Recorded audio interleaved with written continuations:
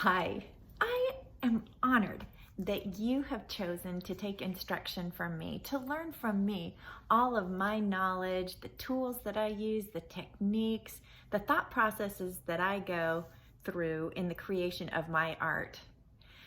To help you get the most out of our time together and to avoid the post-workshop crash, I want to share with you an assignment that I hope that you will take to heart and allow to work for you as it has worked for me in the past.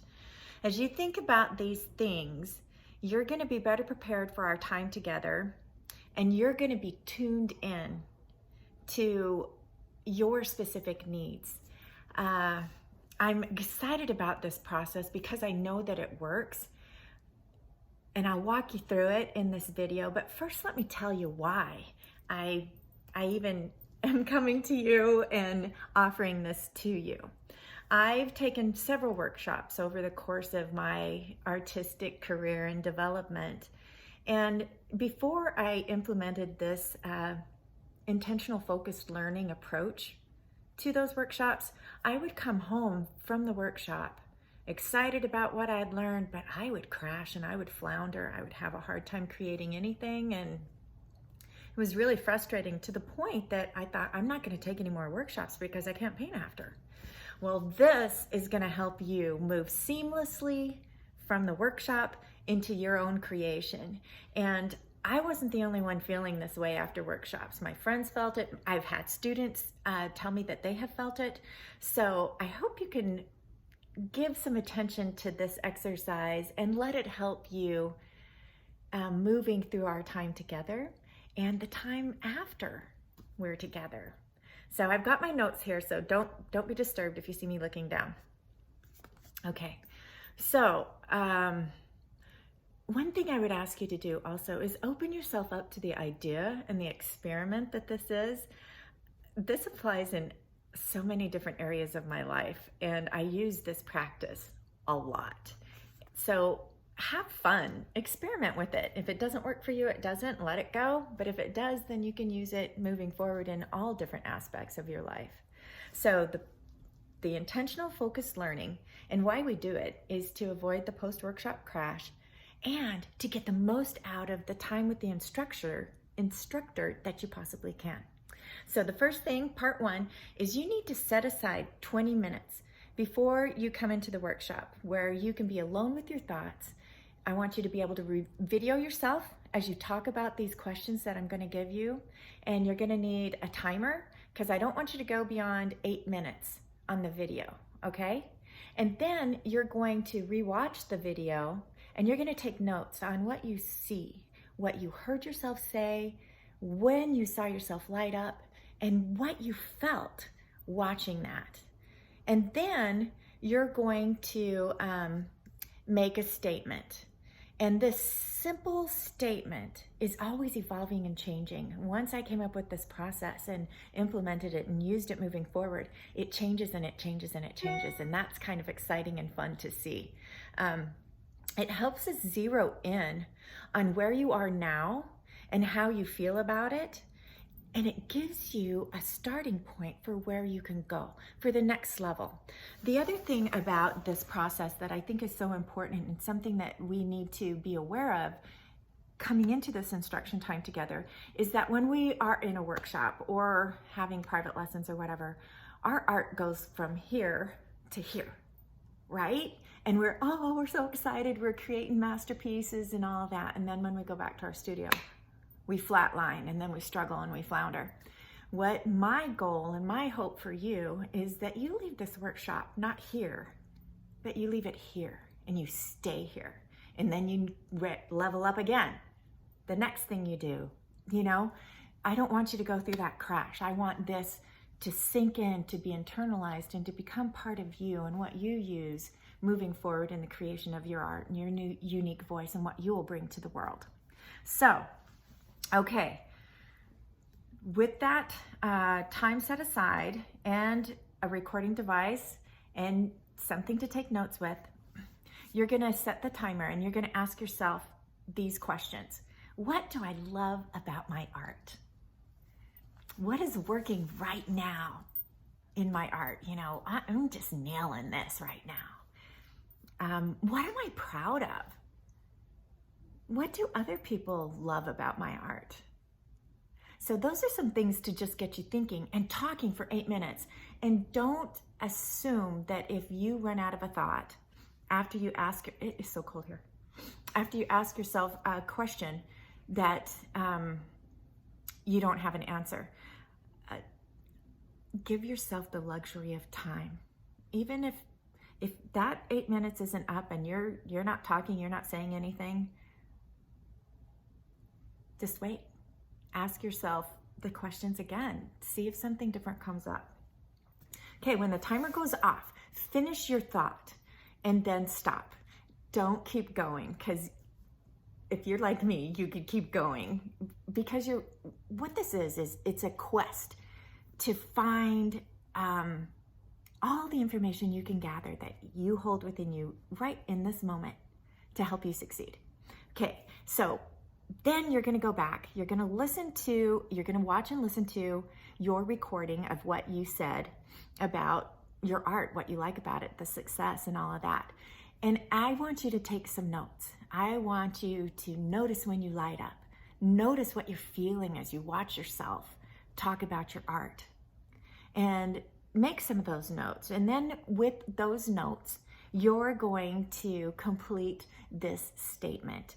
And this is your confidence statement. This is your starting point. This is where you are right now. That's wonderful. And just as it should be. I am loving, so this is the statement. I am loving how I am able to successfully in my art right now. And the feeling of that comes with its creation. That is our initial statement. And it's seemingly simple, but it's always evolving and changing. If you can zero in on what's working for you now and how it feels, it gives you a springboard for learning and confidence in your ability and a place to start. Okay, so the second part 2, is the next question.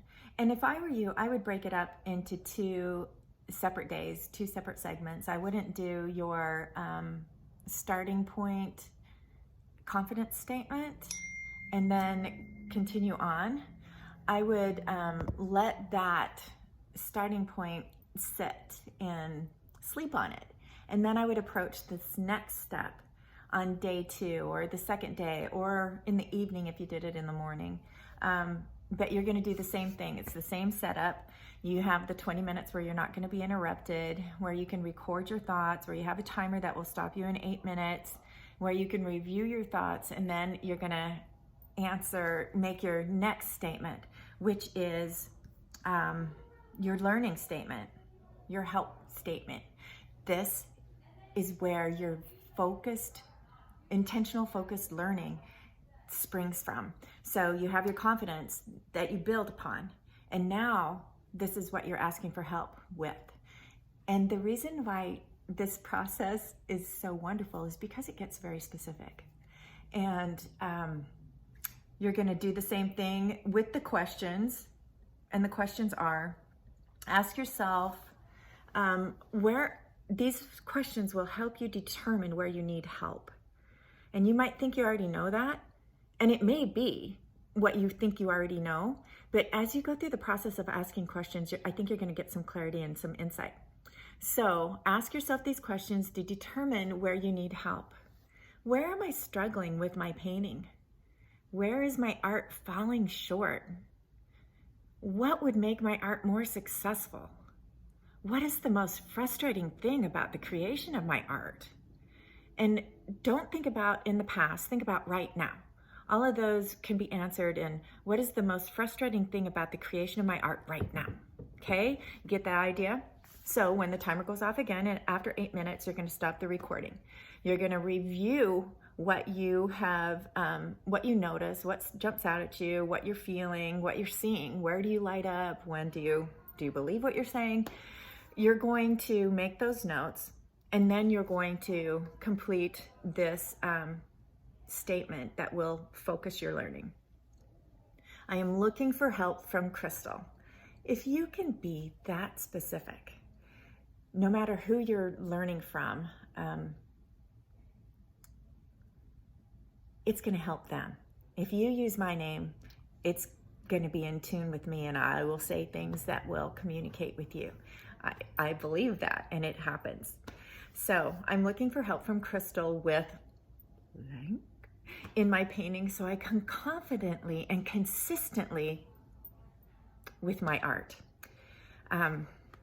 This statement is always evolving and changing, just like your confidence statement. The more specific and direct your statement is for your creative process right now, the more focused your attention and learning will be when we're together. It's like when you're watching something on TV and the ads come on and they're so much louder that you can't deny them. That will happen with your focused learning, because you're going to be getting so much information. Everybody's going to be getting so much information, but those things that you are focused on learning, that you have thought about prior to this workshop, they're going to be turned up in volume. They're going to sink in better. They're going to fill in the gaps for you. So experiment on this process and trust it. I'm going to tell you about where it started for me with a workshop with Clayton Beck. And my friend and I both went into this workshop setting an intention for what we wanted to learn. And hers was much different than mine. But it was through this process that I didn't crash after the workshop, that I was able to accomplish something that I was seeking. And it was through being very specific in my focus. So I went in with this confidence statement that I know how to draw. I can make things look like they do. But I needed help from Clayton Beck with value, recognizing value and color harmonies and temperatures and edges. That was very specific. I didn't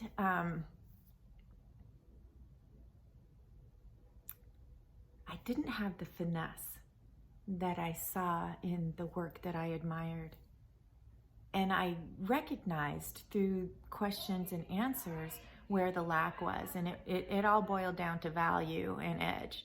So through the course of that workshop, everything he said in regard to value and color temperature and how to recognize the difference in between the same value and subtlety of edges, it just flew at me like darts and sunk in.